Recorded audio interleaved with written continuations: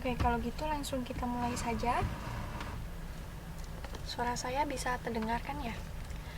Assalamualaikum warahmatullahi wabarakatuh. Selamat malam semuanya. Good evening. Karena yang lainnya belum pada datang, jamnya sudah agak telat. Langsung saja kita mulai sambil menunggu yang lain. Oke. Terima kasih sudah datang tepat waktu, Mbak Reni, Mbak Umi. Sebelum kita masuk ke pelajarannya, kita awali dulu dengan berdoa. Kita awali dengan bismillah. Semoga kelas hari ini lancar, nggak ada halangan, nanti bisa ilmu yang kita dapatkan bisa banyak dan manfaat. Amin. Mari kita mulai. Bismillahirrahmanirrahim. Untuk malam hari ini kita masih melanjutkan pada bab 2. Kemarin kita sudah sampai chapter 2 bagian awal. Nah, untuk malam hari ini masih berkaitan dengan chapter 2 juga. Masih ingat kemarin kita belajar apa? Ini masih ada hubungannya dengan bahasan yang sekarang. Activity 2. Find the synonym and antonyms of the words by choosing the words provided in the box. Copy the table in your workbook. Temukan sinonim dan antonim. Ini sudah ada tulisannya ya, sinonim dan antonim. Ini kelihatan kan Mbak ya? Sudah cukup besar. Menemukan sinonim dan antonim dari sebuah kata. Kalau minggu kemarin kita sudah mempelajari sinonim, malam hari ini ditambah juga dengan antonim. Sama persis seperti bahasa Indonesia ya, ada persamaan kata atau padanan kata dan ada lawan kata. Coba saya tulis.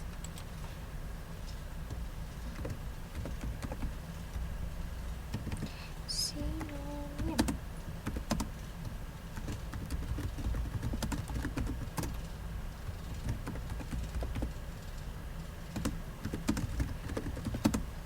Gak ada bedanya dengan pelajaran bahasa Indonesia. Misal ini adalah sinonim dan antonim. Sinonim tulisannya salah. Nah, seperti ini. Kata-kata yang perlu kita isikan ada pertama day, reluctance, honesty, paradise, climb, shoot, trickery, descent, certainty, keep silent. Ini S di sini S. Keep silent, hell, sunset.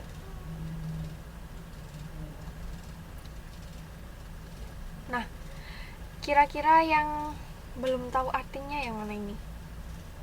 Coba kita artikan satu-satu. Day itu siang hari. Tahu ya, berarti kalau day siang hari. Reluctance itu artinya segan atau ragu. Semua. Oke lah kalau gitu. Kalau semua gini aja deh. Ini ada space-nya nggak ya?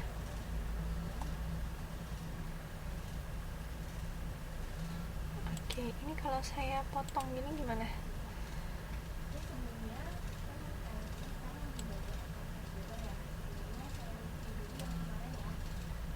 Sebentar.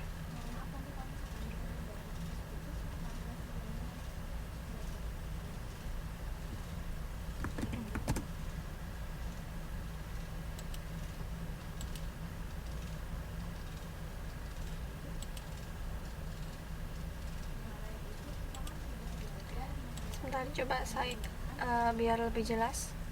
Saya taruh di sini. Nah, kelihatan nggak gambarnya? Saya memasukkan gambar, kelihatan nggak?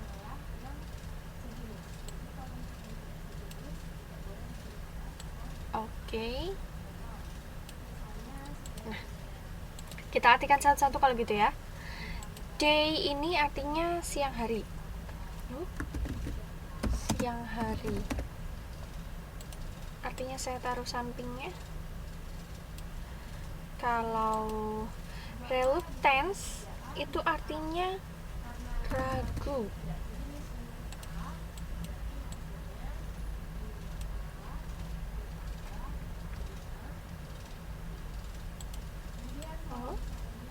Ragu.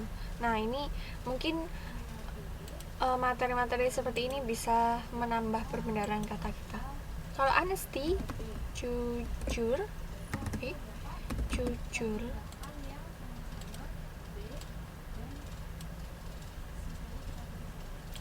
Paradise, udah tahu ya paradise? Udah tahu belum?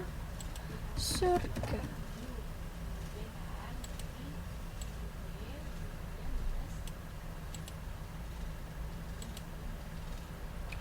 Climb, menaik atau naik. Kemudian shout. Shout itu berteriak.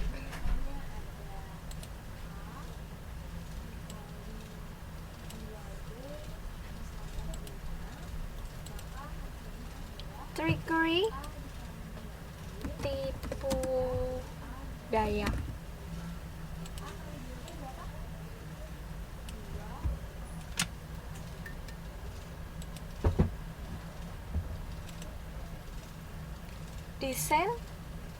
Descent ini menurun.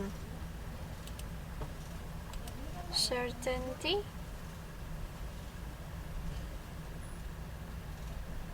mana certainty? Pasti.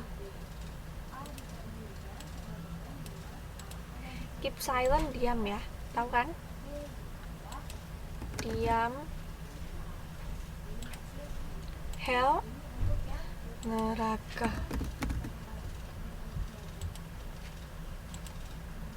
Sunset,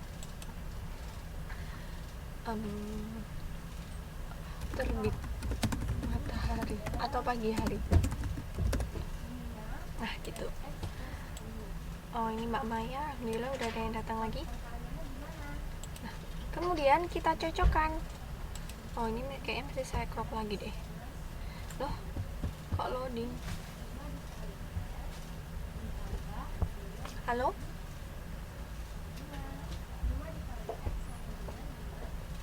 Wah, ininya kenapa loading begini?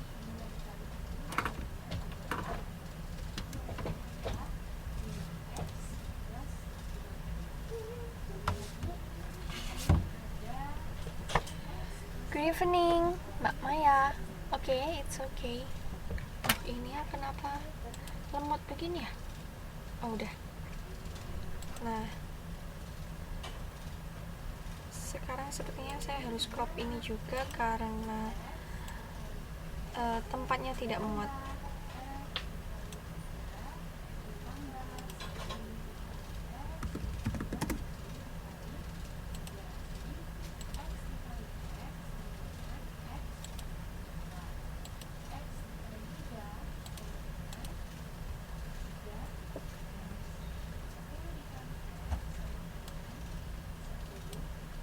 Begini saja. Berarti kita harus mencari sinonim dan antonim dari kata-kata berikut ini. Yang pertama adalah ascend. Ascend ini artinya menaik. Oh, berarti sinonimnya dari ascend apa? Kalau down itu artinya terbit. Heaven, surga.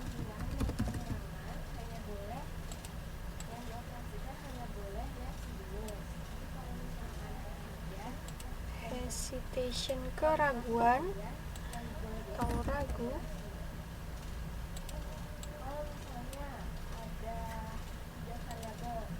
call out, manggil, manggil, manggil, memanggil. Deception, tipuan, tipuan. Oke, jadi gitu. Ini ada kata-kata di atas, mulai dari A sampai L. Kemudian words yang kita ketahui adalah nomor 1 sampai nomor 6. Ascend artinya naik, down artinya terbit, heaven surga, hesitation ragu, call out memanggil, deception tipuan. Nah, kira-kira kata pertama ascend ini sinonimnya yang mana? Ayo silakan dijawab.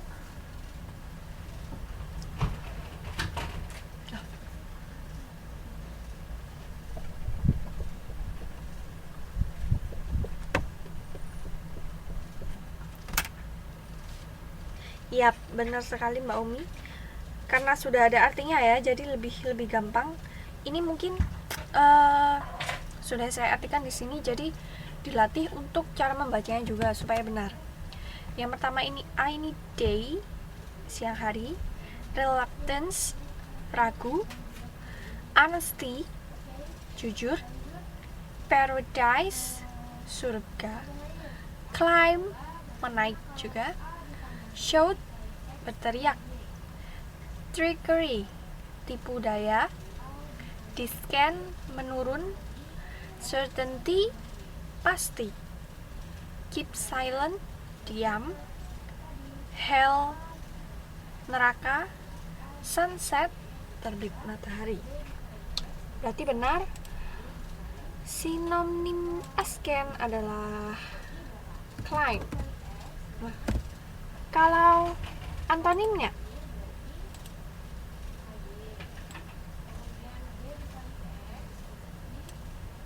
yang sudah di sini berarti kita tandai, karena di sini sudah terjawab, kita tandai set. Nah, berarti antonimnya sudah jelas ya. Ada ascend, ada descend di sini. Descend. Salah tulis. Descend. Oke? Yang nomor 2, silakan dijawab. Sinonim dari kata down. Down.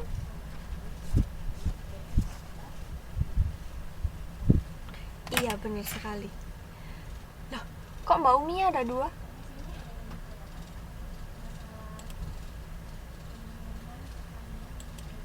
Sunset. Kalau sudah diartikan gampang ya. Nah, nanti misalkan untuk mengerjakan sesuatu, misalnya ada soal seperti ini, diminta sinonim, antonim, itu kalau yang memang nggak tahu artinya semua, diartikan dulu. Loh iya, kok ada 2?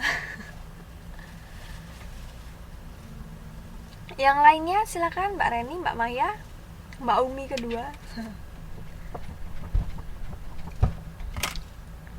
Kalau sinonimnya down adalah sunset, berarti antonimnya HP-nya 2. Wah, minta 1 dong.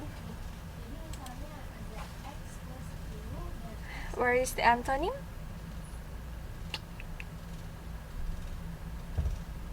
I think it's clear. Day. Oke? Misal ada yang nggak paham, langsung ditanyakan ya. Oke, number 3, heaven. Nah, ini gampang banget nih, gampang banget. Ips, day. Heaven.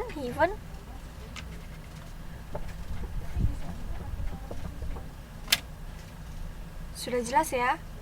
Di situ ada, oh iya, belum dicoret. Climb, descend udah, descend, descend, sunset, day. Ini nggak usah, ini kesalahan ketik, ini or nggak usah dibaca. Oke, sip. Berarti paradise kita coret, hell kita coret. The synonym of heaven is paradise. then antonym is help. Okay. Waalaikumsalam warahmatullah. Yeah, good evening Mbak Dewi. Then yang baru datang silakan langsung bergabung ya. Materi hari ini masih melanjutkan chapter 2 yang kemarin belum tuntas. Jadi masih pada chapter 2 mempelajari tentang sinonim, antonim. Oke. Good night. Kalau it's okay. It doesn't matter. Ya, halo Mbak Tini. Kemudian number 4, hesitation, artinya ragu. Berarti where is the synonym?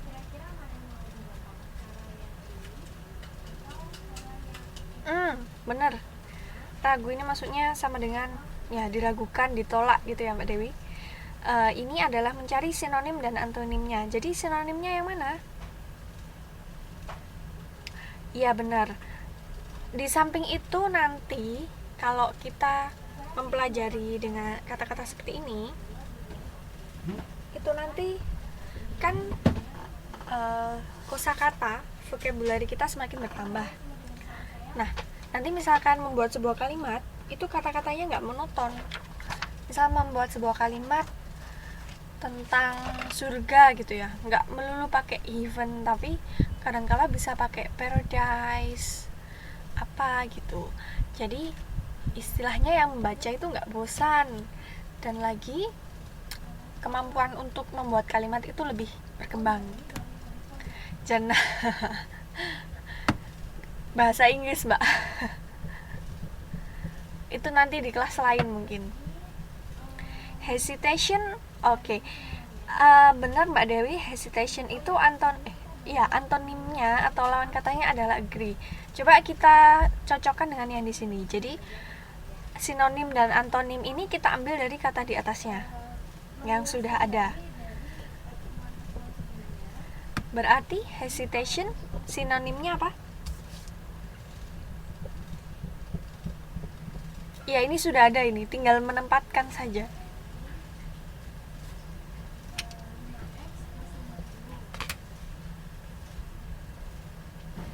Certainty untuk antonim. Oke, sip.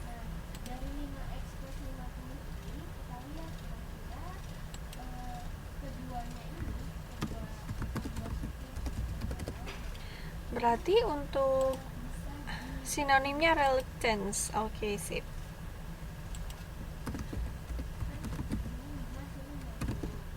Nah, itu maksudnya. Tinggal 2 lagi. Number 5, it's call out. Call out ini maksudnya memanggil dengan suara lantang. Jadi bisa diartikan berteriak. Oke, yang sudah kita tandai. Slap.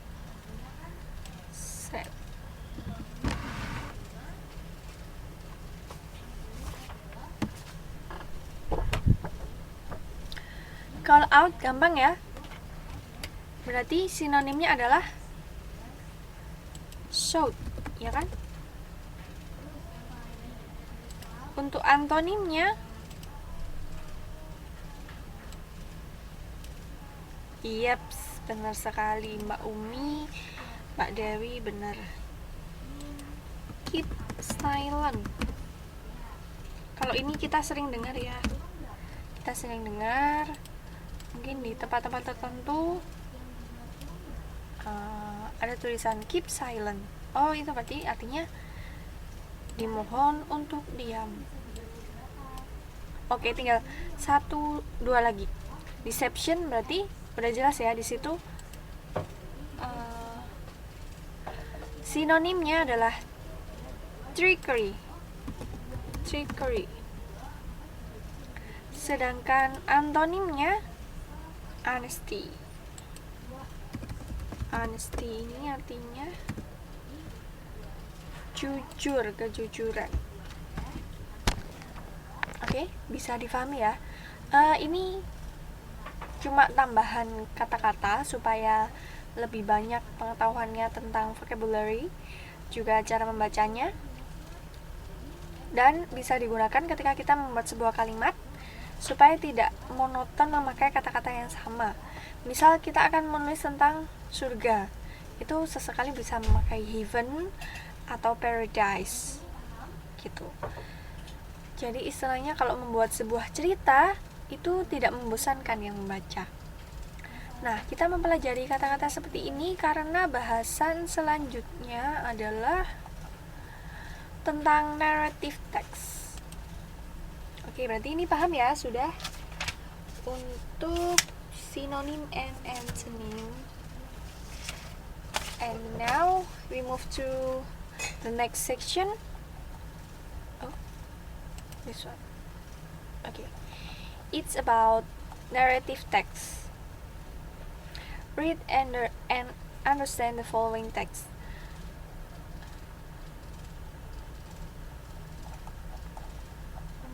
Sebentar saya kasihkan.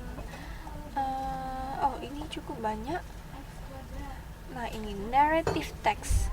Narrative text, social function of narrative text, fungsi dari teks narasi. Kalau dalam bahasa Indonesia ini kita sebut dengan teks narasi. Gampang ya, kalau begini pasti tahu kan, oh teks narasi itu yang seperti apa. Tujuan dari teks narasi adalah to amuse, entertain, and to deal with problematic events which lead to a crisis or turning point of some kind, which in turn finds a resolution. Tujuannya adalah menghibur, to amuse, entertain juga menghibur, and to deal with a problematic event, menyelesaikan masalah. Nah, ini gak terlalu panjang untuk menghafal. Intinya menghibur, dan di situ ada sebuah masalah yang terdapat solusinya. Kemudian generic structure of narrative text. Jadi generic structure ini struktur utama. Struktur utama.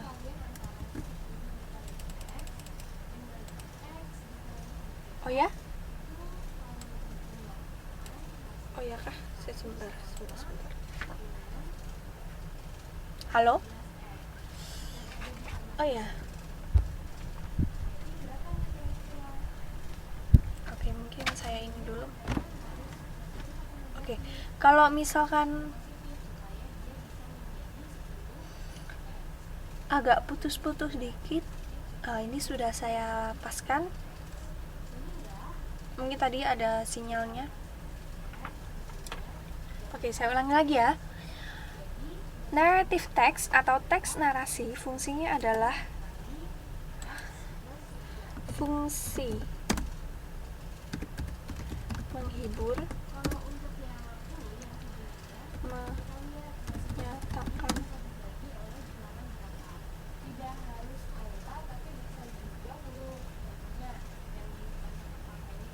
sebuah masalah disertai penyelesaiannya.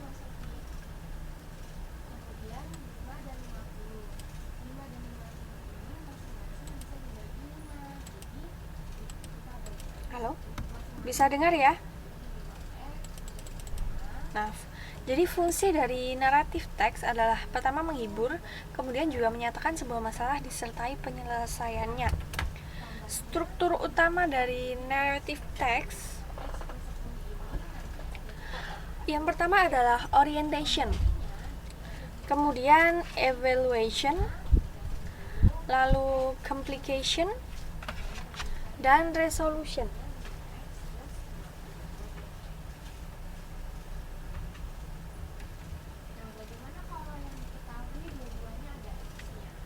Oke, jadi ada 4 generic structure of narrative text. The first is orientation, evaluation, complication, and resolution. Orientation containing plot and characters. Maksudnya di sini adalah orientasi. Jadi itu menerangkan tentang sifat-sifat orang dalam cerita itu. Jadi karakternya, kemudian misalnya tempatnya di mana, waktunya seperti apa gitu. Jadi masih perkenalan sesuai dengan arti orientasi ya. Kemudian struktur yang kedua, evaluation. Ini artinya evaluating the plight of the story. Mengevaluasi jalan ceritanya. Kemudian nomor 3, complication. Crisis of the story. Complication di sini adalah mulai munculnya masalah. Karena fungsi naratif teks adalah menyatakan sebuah masalah disertai penyelesaiannya. Jadi di sini ada crisis of the story. Crisis di situ masalahnya mulai muncul. Kemudian struktur yang terakhir adalah resolution. The crisis is resolved for better or for worse. Masalahnya terselesaikan, bisa jadi lebih baik atau bisa juga lebih buruk. Jadi gitu.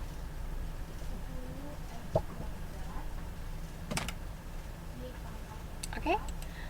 Ini yang penting dipahami saja. Oh, struktur utama dari narrative text itu ada 4 ini: orientation, evaluation, complication, and resolution. Lebih gampangnya langsung saja diartikan ke dalam bahasa Indonesia. Jadi orientasi itu perkenalan. Evaluation, evaluasi jalan ceritanya. Kemudian complication, mulai muncul masalahnya. Resolution, penyelesaian masalahnya. Oke? Ada yang mau ditanyakan dulu sampai sini sebelum kita melanjutkan?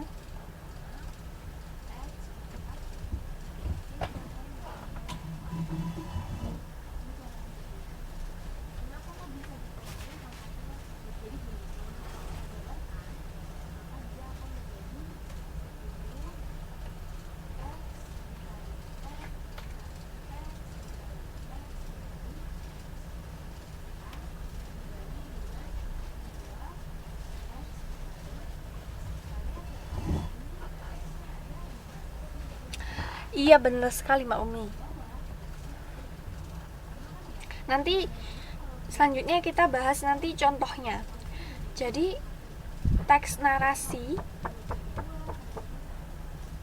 bentuk-bentuk cerita dalam bahasa Inggris maupun bahasa Indonesia itu kan macam-macam ya. Ada teks deskripsi, ada narasi, apa lagi? Nah, kalau narasi itu biasanya menggambarkan atau menuliskan sebuah cerita mulai awal sampai akhir. Percakapan, bukan percakapan Mbak, ini lebih ke sebuah paragraf di mana menggambarkan sebuah cerita. Di situ ada crisis of the story, permasalahannya, kemudian ada juga resolutionnya, gitu. Oke? Salah satu contohnya ini.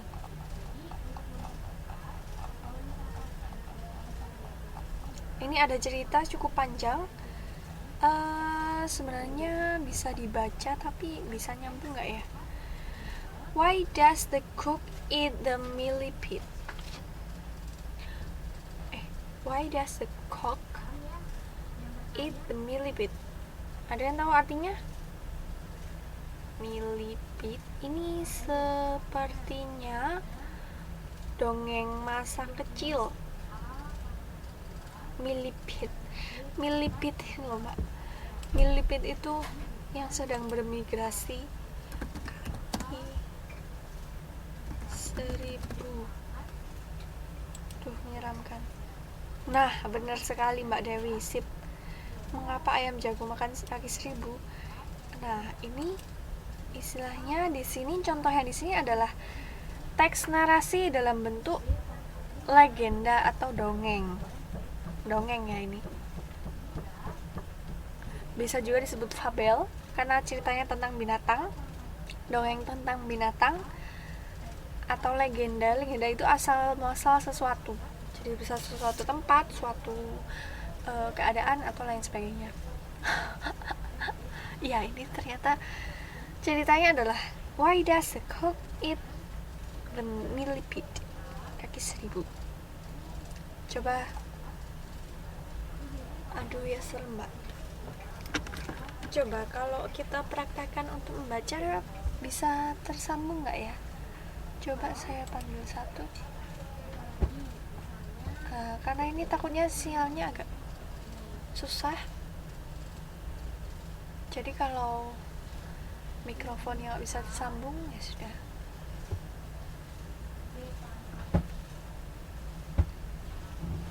Halo?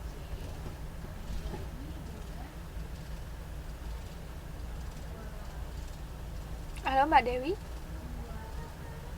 Nggak bisa terdengar ya?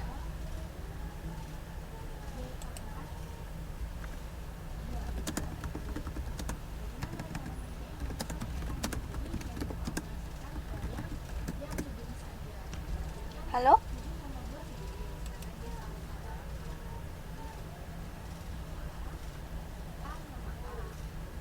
Mbak Umi bisa dengar suaranya Mbak Dewi?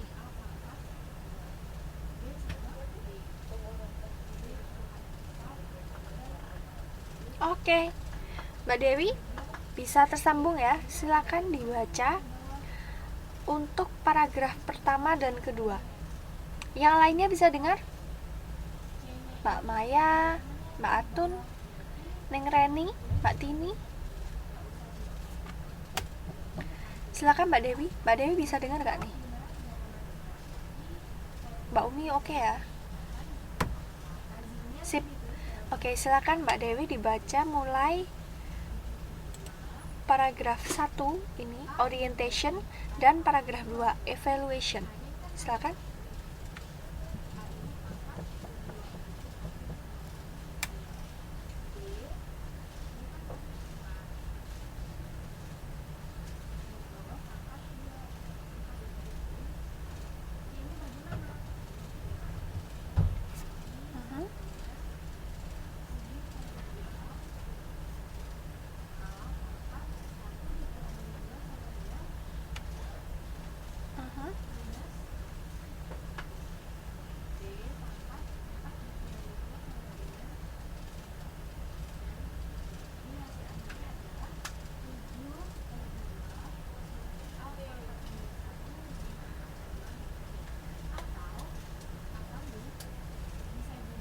Oke.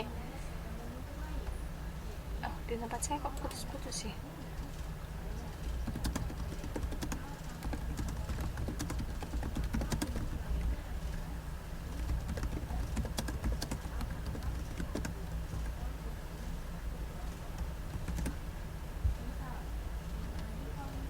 Ya?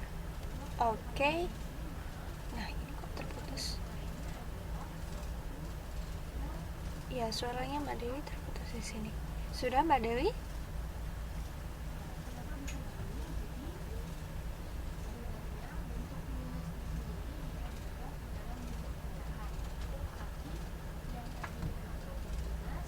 Oke. Ya, terima kasih. Oke, thank you Mbak Dewi. Membacanya sudah oke, sudah lancar. Cuma ada beberapa kata saja yang karena tadi kita sudah belajar ya. Ini kan ada call out and down. Nah, jadi sudah tahu cara membacanya gimana. Oke, sip. Thank you Mbak Dewi.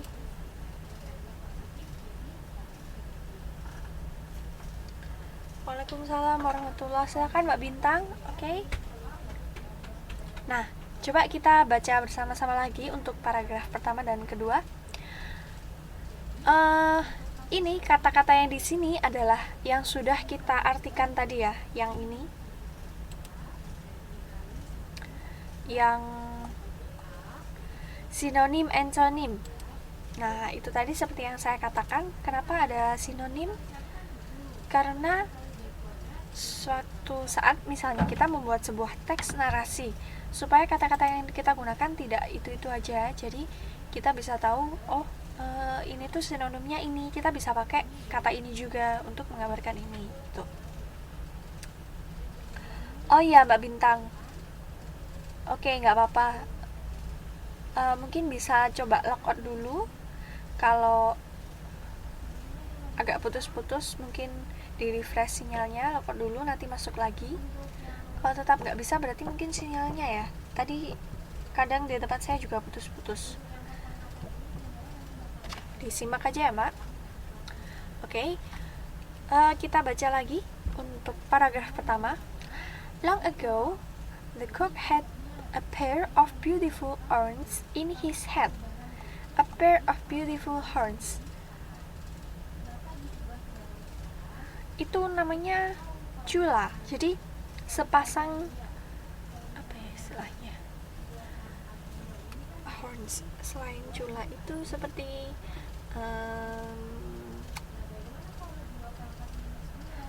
tanduk yang cantik ya.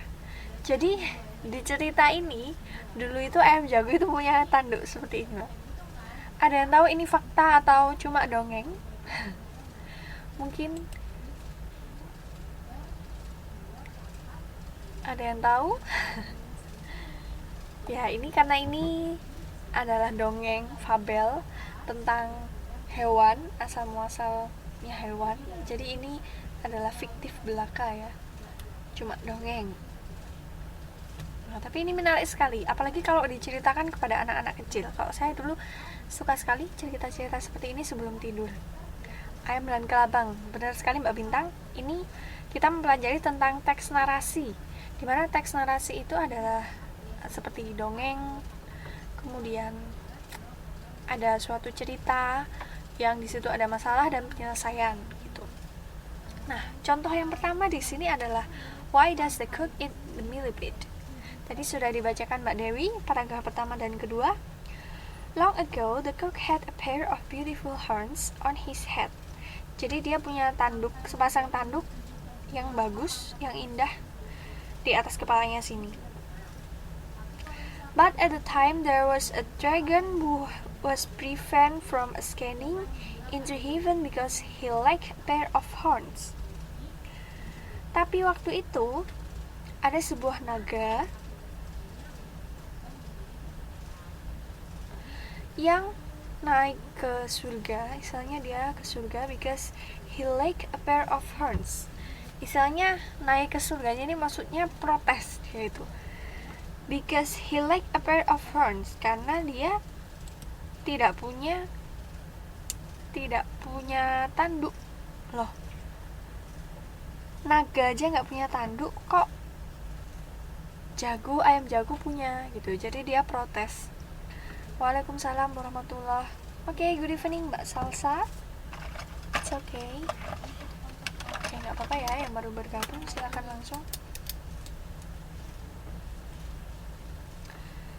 And so he offered the millipede as a guarantor and borrowed the horns from the cook.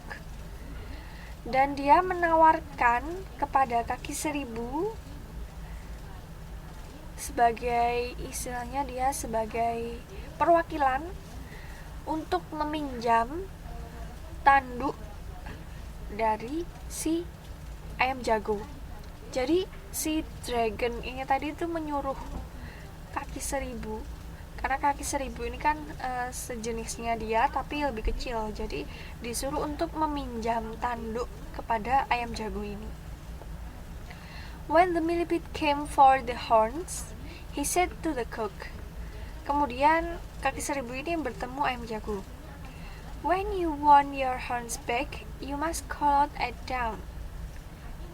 Give me back my horns. Ceritanya si jago ini meminjamkan tanduknya ke kaki seribu. Kemudian kaki seribu bilang begini, when you want your horns back, kalau kamu ingin tandukmu kembali, kamu harus berteriak, call out at dawn. dawn tadi apa artinya? Pagi hari ya. Jadi pagi-pagi buta, istilahnya mana tadi? Ketika matahari baru terbit, dia harus berteriak. Give me back my horns. Kembalikan tandukku. And they will be returned to you at once.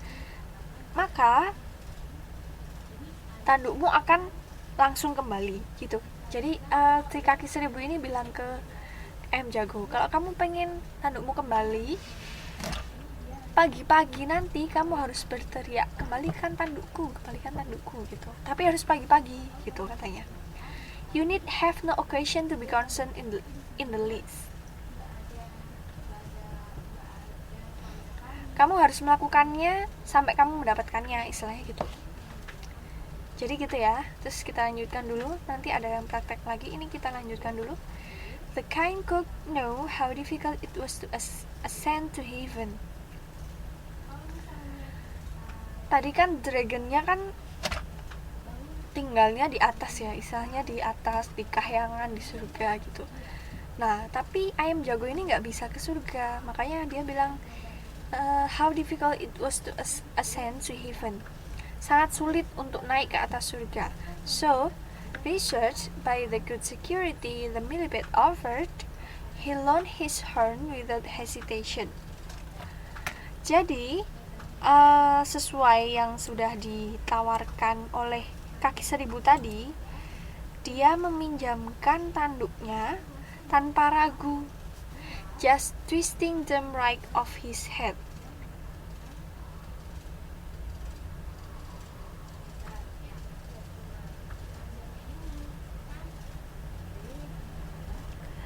He also thought to himself that when the dragon returned from his visit to heaven, they could sit down and have a good conversation. Si ayam jago ini juga berpikir pada dirinya sendiri bahwa nanti kalau dragonnya ini mengembalikan hornnya, ketika dragon sudah kembali dari surga gitu, mereka itu bisa sit down and have a good conversation, duduk dan bercakap-cakap bersama-sama. Istilahnya dia tuh sebenarnya pengen ketemu juga sama dragonnya gitu kan. Dragon itu kan kelihatan berkuasa gitu ya. Nah, makanya si ayam jago ini pengen ketemu juga dengan dragonnya. He would ask the dragon to tell him how things were in heaven. Ayam jago ini ingin bertanya kepada si naga, bagaimana sih keadaan di surga itu seperti apa gitu. And if it really was beautiful there as he had always heard, apakah benar-benar surga itu sebagus yang selama ini dia dengar? Kan semua makhluk, semua orang bilang pasti, oh surga itu indah, enak dan sebagainya. Nah, ayam jago ini pengen membuktikan, pengen tanya ke naga. If it was true, he might consider going there himself someday gitu. Kalau benar, dia akan pergi ke sana suatu saat nanti, pergi sendiri. Nah, ini cerita ya. So, nah ini complicationnya di sini. Next morning at daybreak, for the dragon's visit was scheduled to be brief, the cook called out loudly. Next morning at daybreak, pagi selanjutnya, si jago ini bilang, give me back my horns, kembalikan tandukku. But even though he repeated this demand 10 times over, tapi sampai 10 times over, 10 kali, there was no sign at all of either the dragon of the horns. Tidak ada tanda-tanda naganya mengembalikan tanduknya. Worried, khawatir ya, dia khawatir. The cook promptly went off to complain to the millipede. Dia menemui si kaki seribu ini.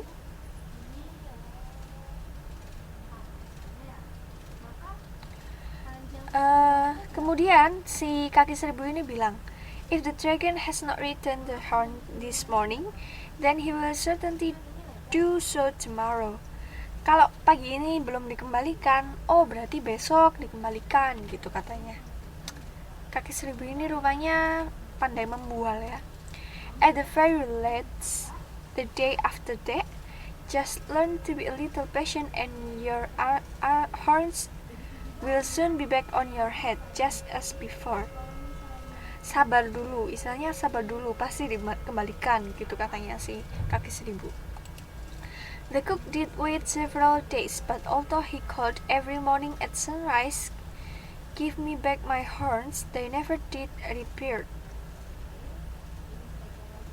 Jadi setiap pagi ayam jago ini berteriak seperti itu, tapi nggak kembali juga.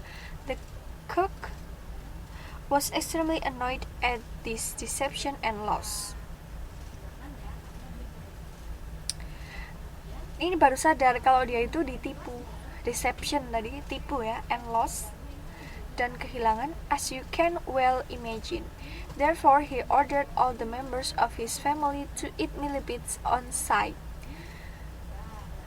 Oleh karenanya, dia meminta semua anggota keluarganya, maksudnya ayam jago yang lain. Iya, benar sekali Mbak Umi, trickery, deception, tipu daya, trickery. Oleh karena itu, karena kejadian ini, dia meminta semua anggota keluarganya, semua ayam jago, ayam kecil, ayam betina dan sebagainya, untuk memakan kaki seribu. Kapanpun dia melihat kaki seribu. Jadi dia minta ke semua anggota keluarganya ya, semua kawanan ayam untuk makan kaki seribu. Even so, the cook has not yet given up hope of getting his horns eaten. Kemudian setelah itu ya si ayam jago ini tidak berharap tanduknya kembali. He ordered his descendant always to call out of the break of day. "Give me back my horn." He still hopes that the dragon may hear him.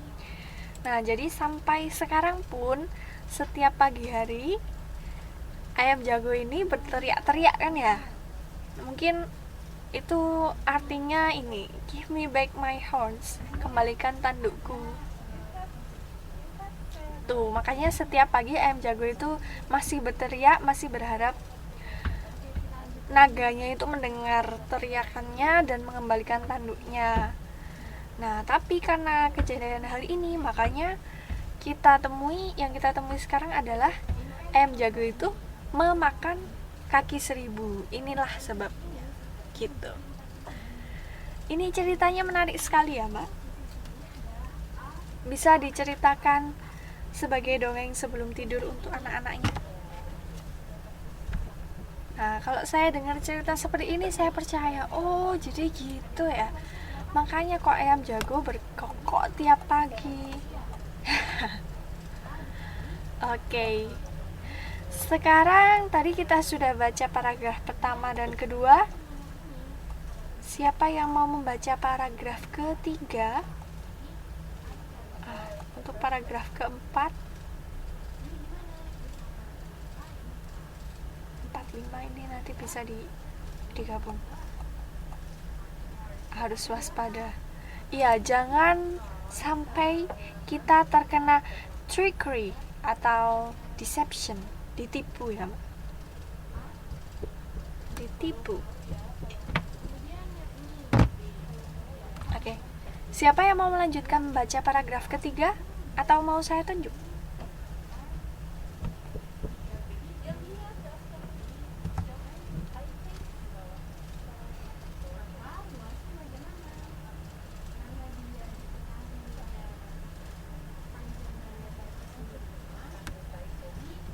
Silakan.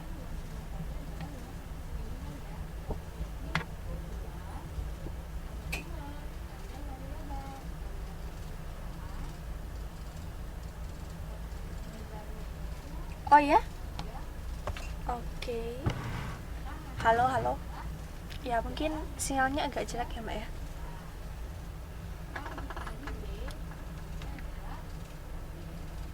Oke.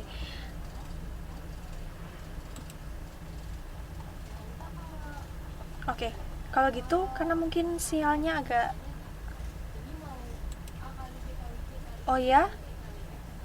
Oh gitu. Loh, kenapa ya?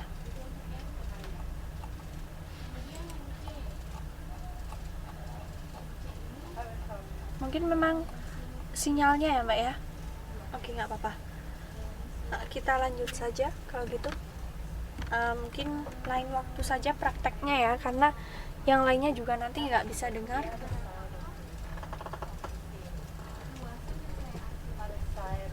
Oke, jadi paragraf ini tadi cerita tentang ayam jago, cook, eat the millipeds. 2 kali keluar masuk. Oh ya. Oh, mungkin lagi pada gangguan sinyal ya, makanya kok tadi 9 orang kok jadi 5 gitu saya pikir. Kenapa jadi pada banyak keluar masuk? Ya mungkin sedang ada masalah sinyal. Sudah, kalau gitu kita nggak usah praktekkan dulu untuk membaca, nanti gampang terputus kalau dibuat komunikasi dengan suara juga. Sudah, kalau gitu kita di gunung. Malah enak. Oke, kita lanjutkan ya. Jadi cerita Why Does the Cook Eat the Millipede ini tadi adalah salah satu contoh teks narasi, dimana tadi kita pelajari bahwa kita sudah pelajari arti kata-katanya di sinonim dan antonim tadi. Kemudian kita sudah kenalkan juga struktur utama dari teks narasi, ada orientation, evaluation, complication, and resolution. Coba kita lihat, orientation di sini adalah masih memperkenalkan tokoh-tokohnya, keadaannya seperti apa, tempatnya di mana. Ya kan, di sini long ago, dahulu kala, ada cook, kemudian punya horns, beautiful horns, terus ada millipede, terus ada dragon yang ingin memiliki beautiful hornsnya si cook. Nah, jadi ini orientation. Kemudian evaluation ini awalan, give me back my horns. Ini juga evaluation di sini. Struktur selanjutnya adalah complication. Tadi kan ada evaluation, kejadian-kejadian seperti ini. Ternyata di situ muncullah complication, sebuah masalah. Ya kan, ini tadi masalahnya ketika si ayam jago sudah meminjamkan tanduknya, tapi ternyata dia berteriak setiap pagi pun tidak dibalik-balikan. Ya, benar sekali Mbak Umi. Complication, masalah. Kemudian resolusinya ada di sini. Resolusinya, penyelesaiannya yaitu tadi si ayam jago memakan kaki 1000 dan kemudian setiap pagi dia masih berteriak, berkokok, berharap supaya tanduknya itu dikembalikan gitu. Jadi ini adalah contoh dari narrative text. Oke.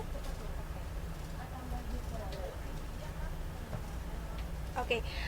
Ada yang mau ditanyakan dulu untuk narrative text? Silakan untuk cerita ini. Jadi tidak hanya sebuah cerita dongeng atau fabel. Jadi teks narasi itu bisa apa saja.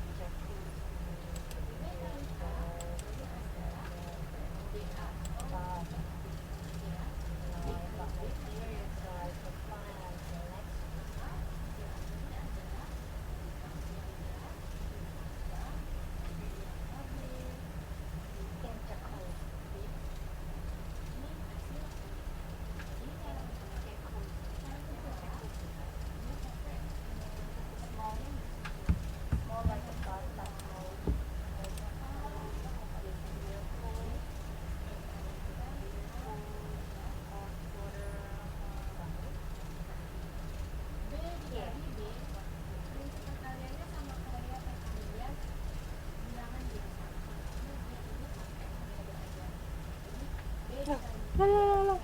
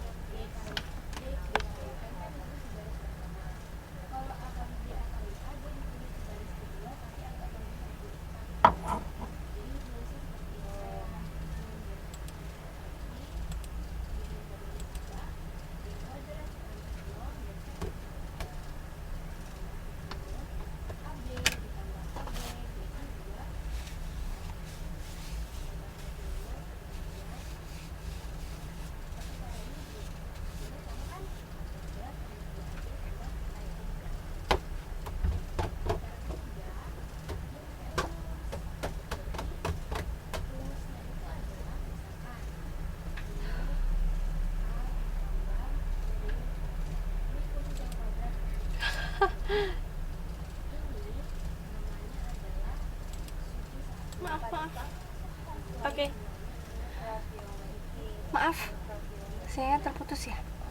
Oke, kita lanjut ya. Ada yang mau ditanyakan dulu? Sampai sini?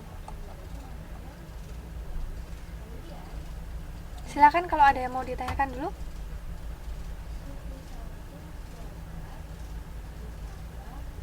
Siapa ini? Ada Putri 2016.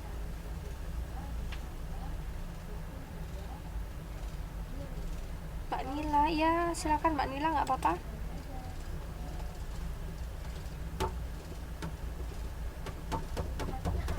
Panas sekali. Oke, sudah tidak ada yang ditanyakan? Kita lanjutkan ke activity 4. Activity 4 ini adalah kita coba mengenal salah satu bentuk soal dalam bahasa Inggris, yaitu mengidentifikasi apakah dia true or false. Jadi apakah sebuah pernyataan itu benar atau salah. Choose T if the statement is true. T for true. T di sini singkatan dari true, artinya benar. And F if it is false. F ini untuk false, salah. Based on to the text, sesuai dengan teks narasi yang sudah kita baca tadi. Jadi sesuai tentang cerita dongeng tadi. Number 1, the cook got information about heaven from the dragon.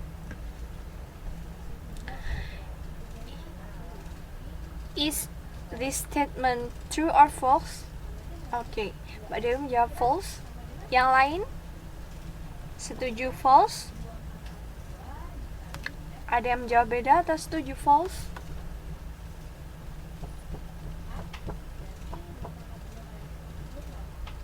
Setuju ya?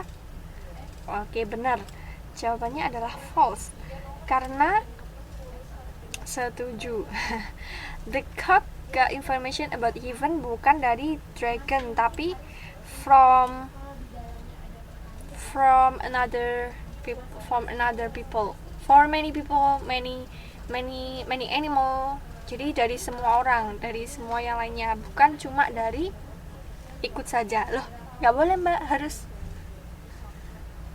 Oh, bukan dari milipit juga Mbak, tapi dari semua orang. Kan si ayam jago ini dapat berita kalau heaven itu bagus, heaven itu indah seperti ini ya. Semua orang karena tahu berpendapat bahwa heaven itu bagus.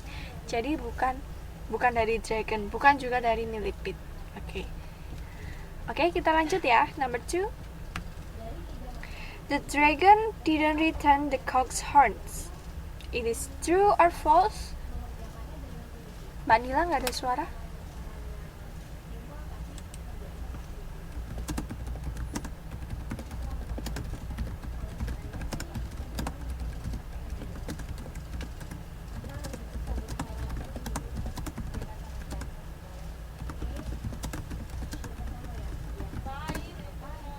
True. Oke, semuanya menjawab true. Salah.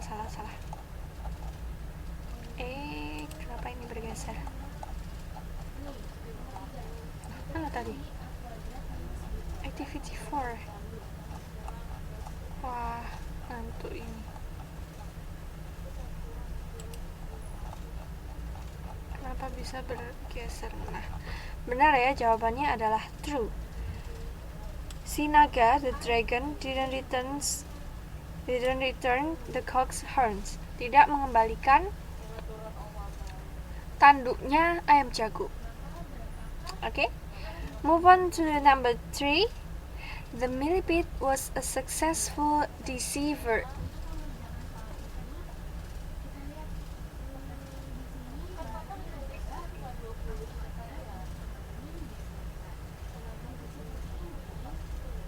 Deceiver ini sama artinya dengan penipu. True. Kaki Seribu adalah seorang penipu yang handal, sukses. True. Iya, benar sekali Mbak Dewi. Ya, ada jawaban lain? True. Kalau kita sudah membaca ceritanya, kita pasti gampang menjawab ini ya. Kita sudah paham. Tadi kita sudah memahami sinonim dan antonim kata-katanya. Jadi ketika membaca ceritanya, kita bisa cepat paham. Kemudian setelah membaca cerita, kita bisa menjawab pertanyaan-pertanyaan ini dengan gampang. Oke, karena benar sekali jawabannya adalah true. Oke. Number 4. The cock asked all the members of his family to eat millipedes because he had been deceived. Deceive ini juga kata lain dari deception, trickery, ditipu. True.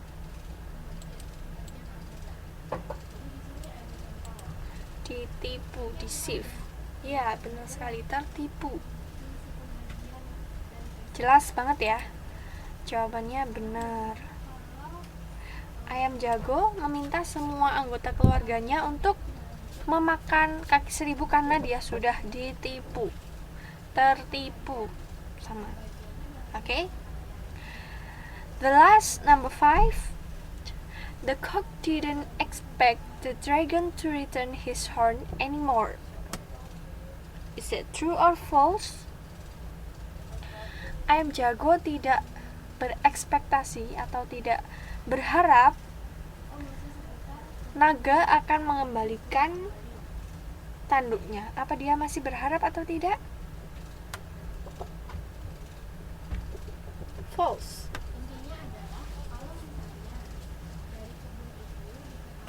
False? Sip, benar sekali. Karena si ayam jago sampai sekarang masih berharap. Buktinya setiap pagi dia masih berkokok. Setiap pagi hari dia masih berteriak-teriak, berkokok. Kalau dia sudah tidak berharap, harusnya setiap pagi kita tidak mendengar ayam jago berkokok. Mungkin kukurip itu artinya give my horn back gitu ya, Mbak. Tapi di sini jarang sih saya dengar ayam jago ya. Mungkin kalau di rumah di Indo baru banyak karena ternaknya ayam jago. Kalau di sini nggak ada ya Mbak, jarang ya. Oke, sip, semuanya sudah bisa menjawab dengan benar, berarti sudah paham, benar-benar paham dengan soal, benar-benar paham dengan ceritanya. Oke, sip. Ada ya? Oh, mungkin di tempat saya aja yang nggak ada ya. Loh iya, saya di Taiwan. Oh iya, mungkin yang daerah pegunungan, bukit-bukit itu ya. Karena saya ya di Taipei sih, di kota Mbak. Gak ada yang melihara kayaknya ya. Oh, di kampung ya. Iya, saya di Taipei, di Taan District. Miaoli. Oh ya, Miaoli. Oh iya, di Miaoli itu asik banget. Oh ya, ayo Mbak Tun, boleh ketemuan. Metropolitan. Ya kan ibu kota, nggak ada yang jago di ibu kota.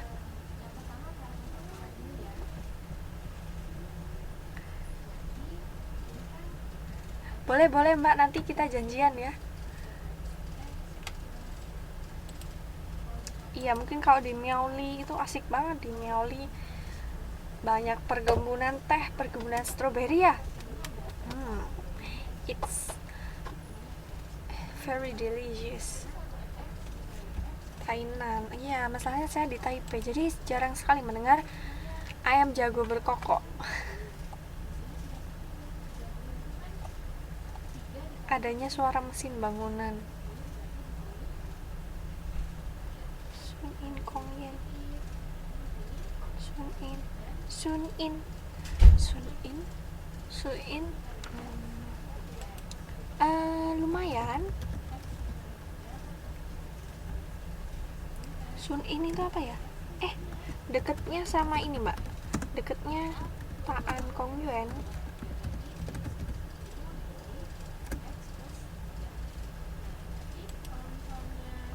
Sun In Kong Yuan ini kan taman. Sun In itu mana ya?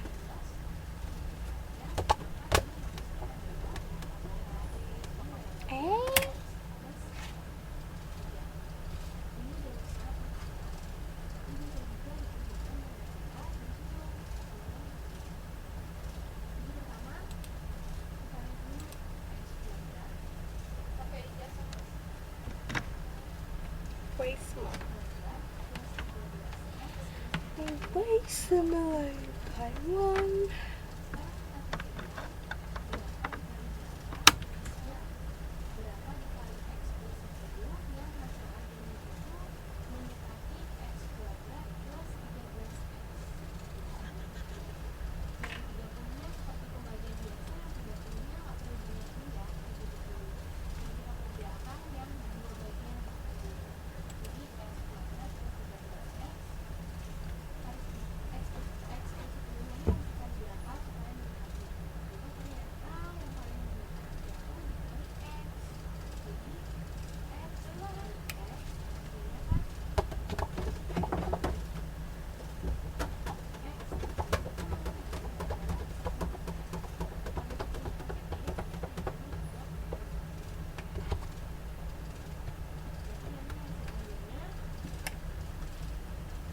Halo.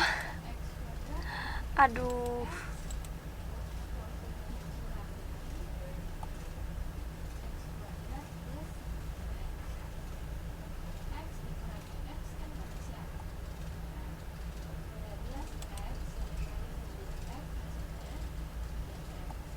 Halo?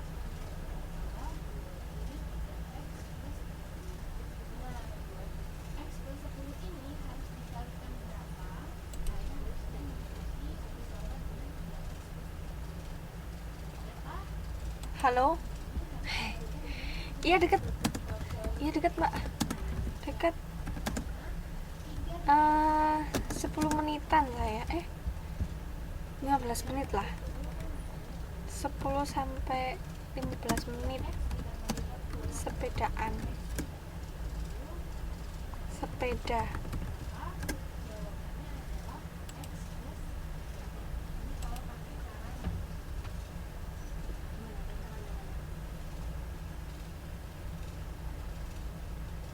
Oke lah, kapan-kapan janjian, bisa janjian ya. Oke. Kembali ke materinya dulu, sampai sini ada yang ditanyakan?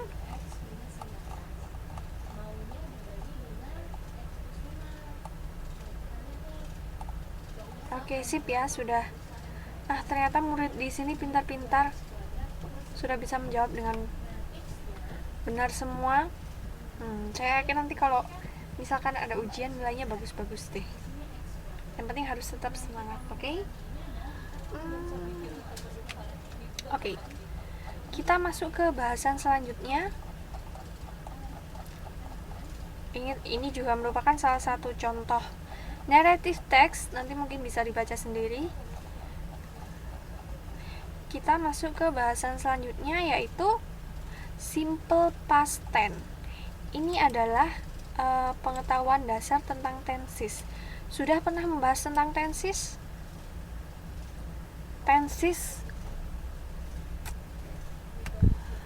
Tenses ada 12 hingga 16 macam. Jadi dalam bahasa Inggris, susunan kalimat atau tata cara dalam sebuah kalimat itu dibeda-bedakan berdasarkan berdasarkan waktunya. Jadi kalau masa lampau itu kata yang dipakai beda, masa sekarang kata yang dipakai beda, masa depan itu kata yang dipakai juga beda. Itulah uniknya bahasa Inggris. Jadi dia ini terlalu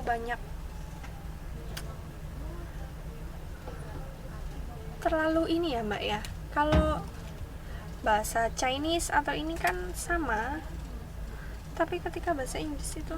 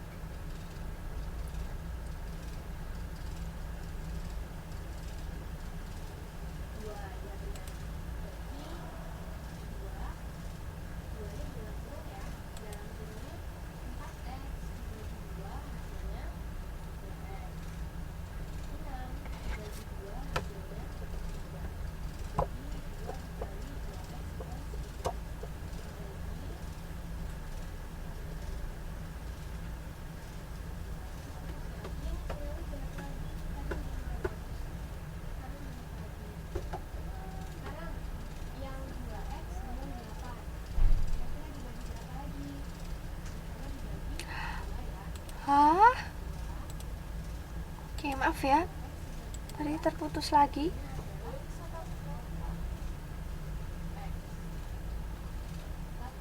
Iya, Mbak Tini, nanti kita bisa janjian ya yang tinggalnya di Taipei. Nah, kita bisa janjian kapan-kapan. Iya benar, Mbak Umi masih ada masahin tadi. Sinyalnya terputus.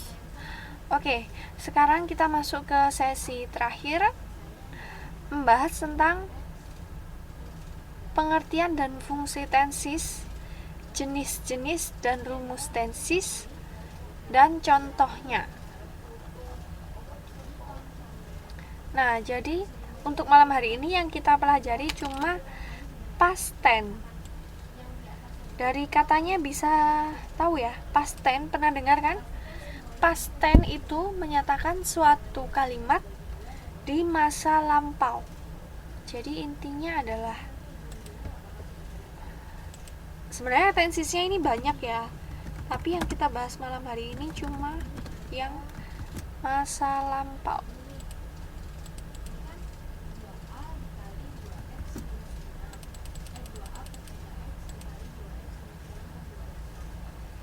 Oke. Nah, jadi pembagiannya kalimat-kalimat dalam bahasa Inggris itu seperti ini. Bayangkan kita sekarang sedang ada di sini. Ini kita ada pada masa present. Itu sekarang. Nah, kalau yang kemarin atau berapa hari lalu atau apa, itu adalah past tense, masa lampau. Jadi udah kelewat di sini. Terus yang misalkan besok, lusa, minggu depan, tahun depan dan sebagainya itu adalah future. Jadi yang nanti akan kita jalani. Kalau digambarkan dalam sebuah bagan itu seperti ini. Nah, perbedaannya adalah kalau past tense ini kata yang digunakan adalah verb kedua. Kalau yang sekarang kita lakukan itu verb ke-1. Kalau untuk masa mendatang itu verb pertama juga ditambah dengan will. Nah, di sini. Oke. Bisa ya? Bisa memahami? Jadi present verb 1, untuk past tense yang kita bahas dulu pertama sekarang. Verb 2 untuk future will plus verb 1. Nanti ada lagi dalam bentuk lain, present ini juga bisa menggunakan verb ing. Kalau past tense ini have verb 3, had verb 3. Kalau future to be, going to verb 1. Dilanjut ke contoh ya supaya lebih paham. Nah, untuk bahasa malam hari ini yang ini saja dulu. Simple past tense, rumusnya adalah subject ditambah was atau were ditambah adjective atau noun atau adverb. Bisa juga kalimatnya kalau dalam bentuk verb, subject ditambah verb kedua ditambah object. Bisa juga subject ditambah did, not, verb pertama, object. Ini kalau kalimatnya negatif. Nah, keterangan waktu untuk past tense seperti yang digambarkan di bagian tadi, yang masa lampau, yesterday, last week, last month, once a day, once upon a time, itu adalah kata keterangan untuk past tense. Intinya begini. Intinya yang harus dimengerti, past tense ini adalah masa lampau. Kemarin, minggu lalu, bulan lalu, tahun lalu.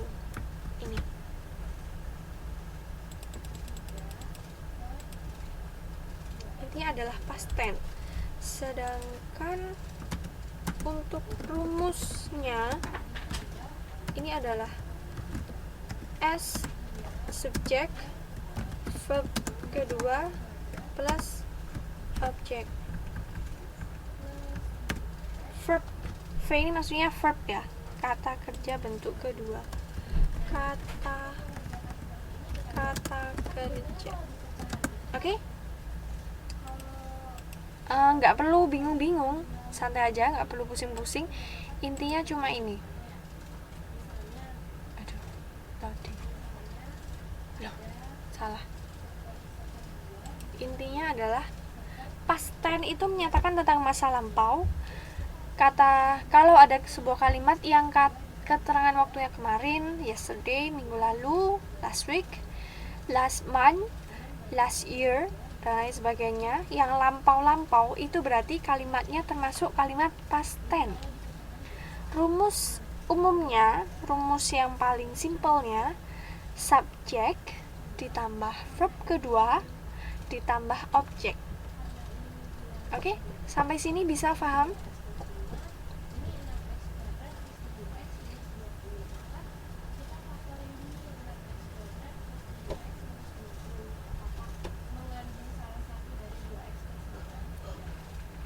Oke. Nah, ini dia example-nya selanjutnya di sini, Mbak. Supaya bisa membandingkan ya, ini yang pertama saja kita pelajari dulu yang pertama. Supaya bisa membandingkan past time, past tense-nya tadi masa lampau, present time, future time. Jadi bedanya adalah di kata kerjanya. Nah, misal contoh yang pertama. She wrote several novels last year. Dia telah menulis beberapa novel tahun lalu. Word ini adalah verb kedua. Word ini adalah verb kedua dari verb aslinya adalah write. Ini karena dia subjeknya she jadi tambah s. Arti aslinya write. Ya, jadi verb kedua di sini bedanya. She wrote several novels last year, sama ditambah keterangan waktu. Kalau di masa sekarang itu aslinya she write novels, itu aja. Kalau masa mendatang ditambah will, jadi she will write some novels. Contoh lagi, she was miserable.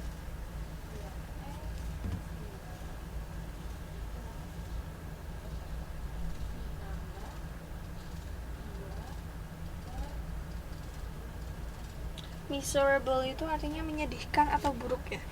Jadi dia sangat menyedihkan atau dia buruk. Kalau present time is memakai to be-nya is, kalau di sini to be-nya was. Kalau future tetap pakai will semuanya will kalau future. Kalau past time ini bedanya adalah pada kata kerjanya, dia memakai kata kerja kedua. She wrote several novels last year. She was miserable. Jadi nanti kalau ada kalimat, misalkan ada kalimat dalam bentuk present time, waktu sekarang, she writes novels, disuruh mengubah ke past time. Berarti kita cukup mengubah kata kerjanya. Writes ini diubah menjadi words. Karena masa lampau, kita tambahkan saja keterangan waktu, misal last year, last night, dan sebagainya. Biasanya kalau dalam sebuah contoh soal, contoh kalimat itu, kita cuma disuruh mengubah kata kerjanya. Jadi diingat-ingat saja kata kuncinya di sini. Yang inti harus dipahami cuma ini. Past tense itu tenses untuk menyatakan kalimat pada masa lampau, di mana keterangan waktunya kemarin, minggu lalu, bulan lalu, tahun lalu, pokoknya semua yang lampau-lampau. Rumusnya subjek, kata kerjanya bentuk kedua, dan objek. Dah, itu dulu. Yang paling gampang itu dulu, karena tenses ini sebenarnya banyak sekali bahasannya, jadi kita bahasnya pelan-pelan saja, yang penting paham sedikit-sedikit. Soalnya kalau langsung banyak nanti malah bingung. Gitu ya. Oke? Nah, sekarang coba kita ini nanti saja gabungannya. Nah, ini ada bahasan lagi, tenses gabungan itu lebih agak rumit lagi. Makanya saya bilang untuk tenses ini bahasanya banyak. Jadi nanti kita bisa bahasnya sedikit-sedikit aja supaya bisa paham bener-bener. Jadi nggak cuma sekedar tahu ini, tapi bisa paham. Sekarang tenses exercise. Complete the following words in the brackets with appropriate ones. Lengkapilah kata-kata di bawah ini, kata-kata yang dalam kurung, dengan yang sesuai. Coba kita lihat di sini keterangan waktunya. Yesterday, last night, last week, last Sunday, last night, last month, last year, last 2 years, last meeting, last few decades, last holiday, last week, yesterday. Semuanya menunjukkan bahwa kalimat ini adalah dikerjakan di masa lampau, ya nggak? Berarti karena dia dikerjakan di masa lampau, tenses past tense, maka kita harus mengubah semua kata kerjanya menjadi bentuk kedua. Oke? Nah, sekarang coba dibikin latihan. Nomor 1, nomor 2, nomor 3, nomor 4, 5, 6, 7, 8, 9, 10, 11, 12, 13, 14, 15. Oh ya?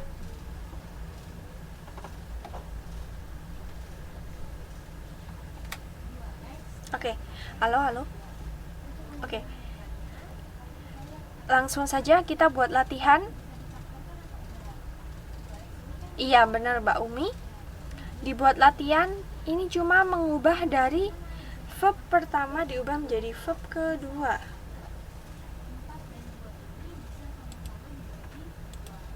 Itu kan verb pertama. Verb 1. Ubahlah jadi verb 2.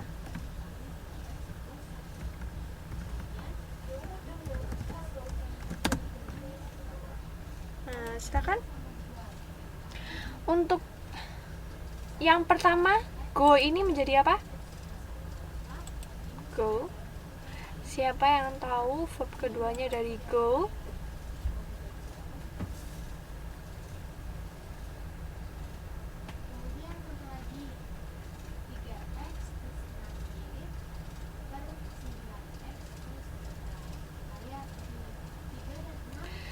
Silakan. Siapa yang tahu?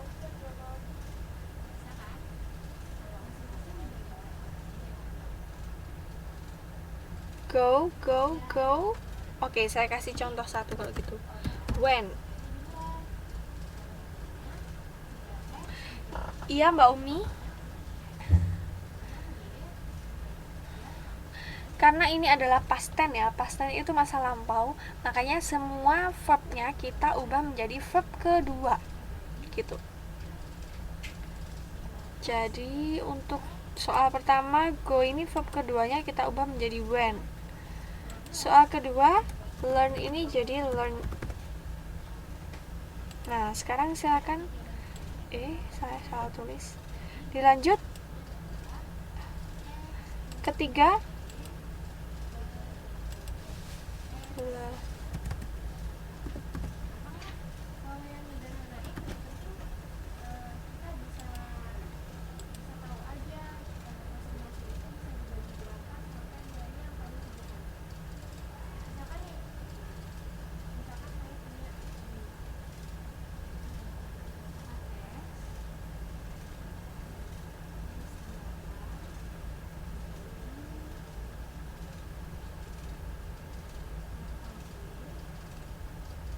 halo?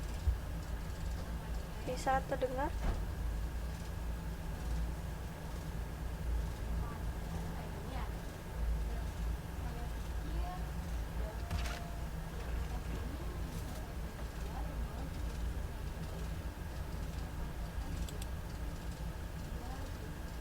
Saya kasih contoh lagi. Ini finish menjadi finished.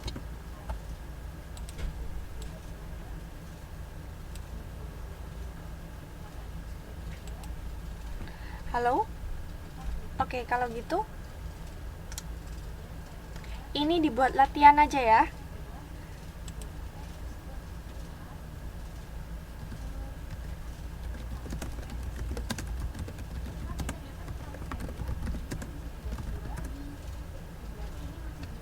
Oke.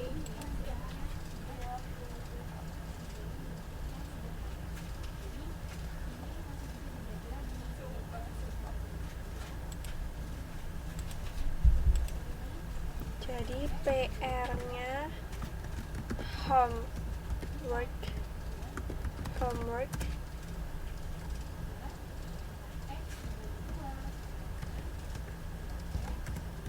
mengubah kalimat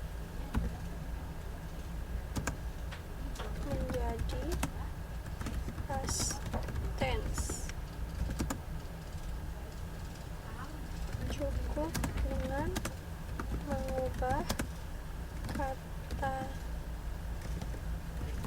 kerja dalam kurung. Sebentar, Pak. Dalam kurung, berkaitan cukup dengan mengubah kata kerja dalam kurung menjadi kata kerja kedua. Ya, nanti saya lihatkan lagi ya. Bentar. Nah, jadi instruksinya seperti ini.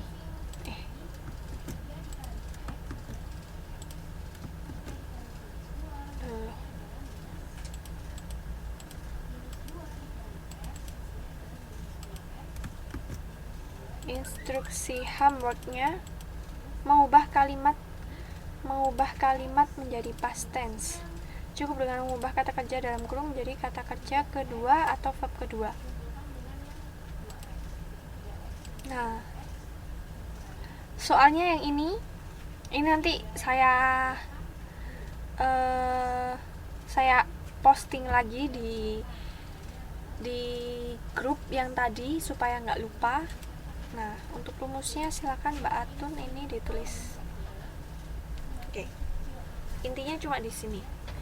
Jadi nanti homeworknya mengubah kalimat menjadi past tense. Tadi kan saya salah tulis.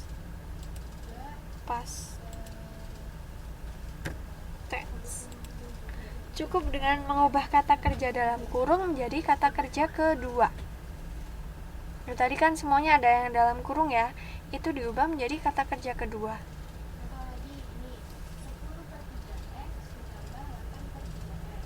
Ya, silakan ditulis dulu.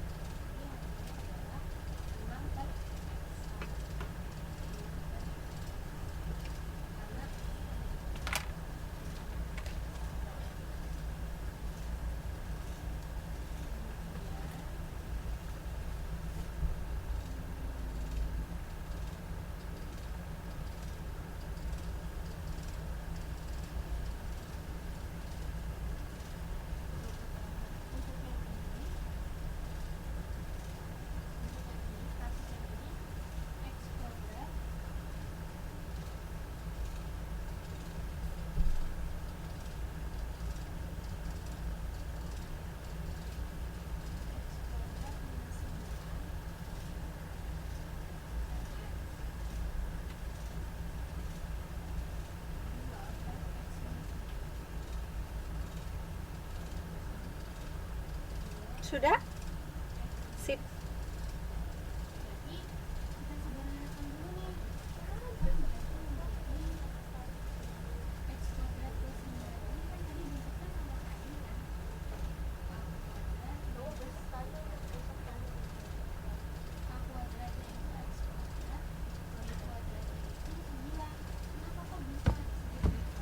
Oke.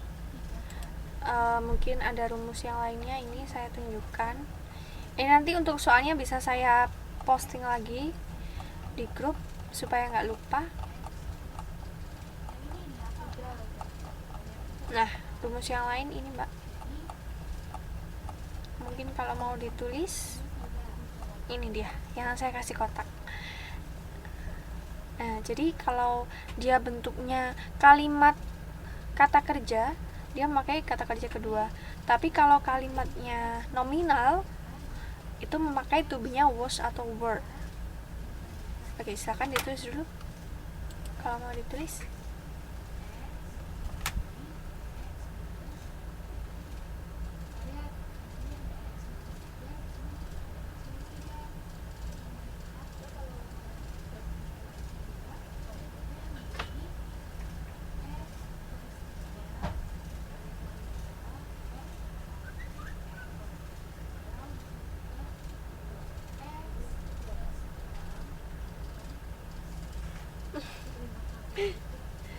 Screenshot, bener banget. Iya, nggak apa-apa. Cara cepatnya, Mbak.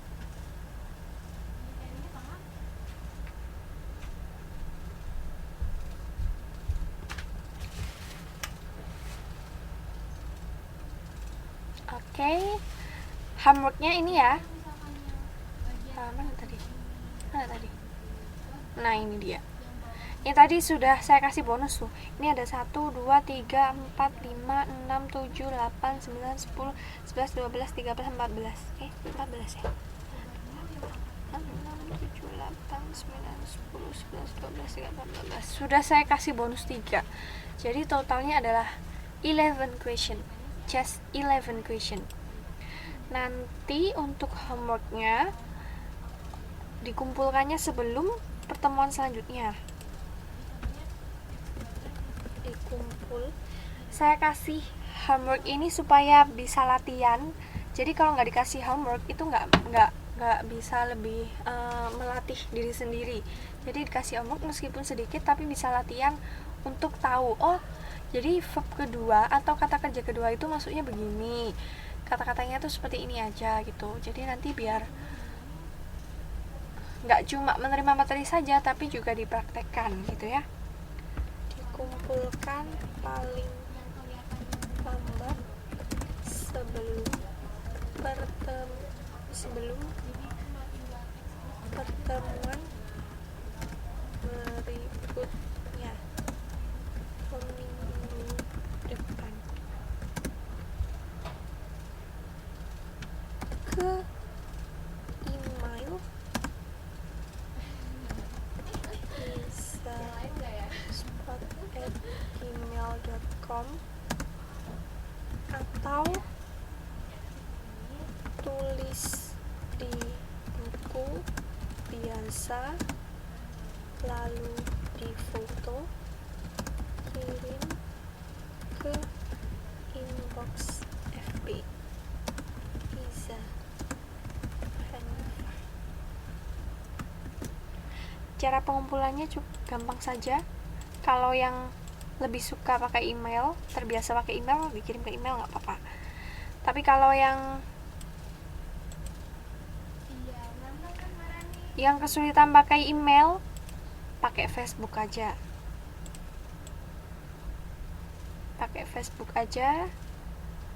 Yang ngerjainnya di buku juga bisa difoto. Kalau difoto, fotonya dikirim ke inbox kan gampang ya. Kalau yang suka pakai email ya dikirim ke email. Nah, saya kasih yang gampang-gampang aja. Oke?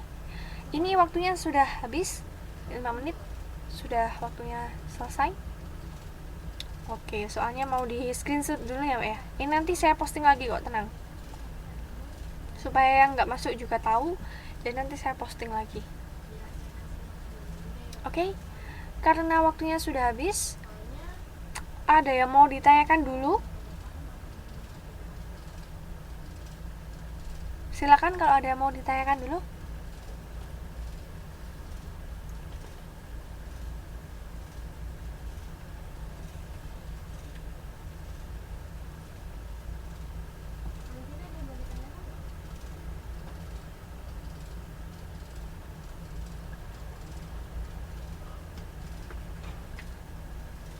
Yang lainnya? Oke ya? Nah, soalnya ini dikumpulkan, saya ulangi lagi, paling lambat sebelum pertemuan berikutnya. Jadi minggu depan ketika kita masuk itu semuanya sudah harus mengumpulkan ke email saya. Ini emailnya. Atau kalau misalkan kesulitan pakai email, ditulis di buku biasa, kirim ke inbox. Ini FB-nya. Ya, yang belum berteman dengan saya silahkan di-add ya berarti. Oke, sip. Terima kasih semuanya untuk pertemuan malam hari ini. Mohon maaf kalau tadi ada gangguan-gangguan sinyal, baik itu dari saya atau mungkin yang lain juga ada gangguan, jadi saling nggak mendengar atau apa. I'm so sorry. Semoga meskipun pertemuannya online, ya wajar ya karena online, jadi ada gangguan-gangguan sinyal, itu wajar. Semoga tetap semangat dan ilmu yang kita pelajari malam hari ini bisa bermanfaat. Oke, sekian dulu untuk malam hari ini. We will continue our meeting to next week. And then I'm so sorry because there are still so many mistakes in this class. Don't forget to submit the homework before next week. And then see you. Let's close this meeting with Alhamdulillahirrahmanirrahim. Terima kasih semuanya. Good night. Oke, selamat beristirahat. See you. Wassalamualaikum warahmatullahi wabarakatuh.